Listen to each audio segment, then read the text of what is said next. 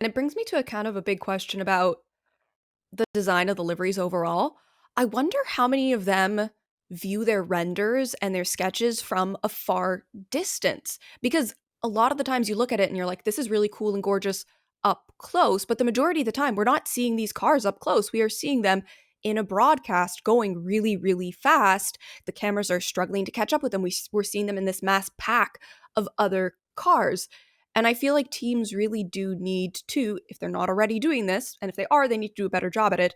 But considering what does your car look like when it's on track, when it's on top of black asphalt and against other cars?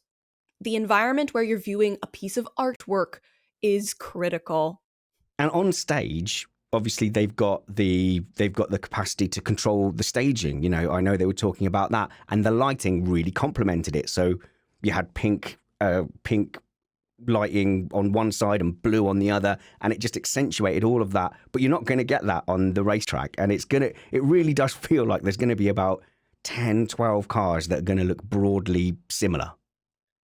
And then you took a look at someone like Stake, where they went too far with the monochromatic lighting, where they had the green flooring, the green background colors, and you looked at the car with the green swipes along the side, the nice line work, and you just thought to yourself, that is way too green, that is way too bright. Really? But then you look at the Ah, pictures, well, compared to the pictures of it on its own against a black background, and then it felt a lot more balanced. It did not feel like this overpowering amount of neon green. But when you put the bright, high contrast green and black car on top of a neon lit green floor and bright, splotchy colored green background, of course it looks overpowering. You've put way too much green on it and haven't let the car's livery on its own shine through. I have to say, like, okay, before we just move on from Alpine too quickly, again, I have sympathy with them, but I don't think that is a great racing livery.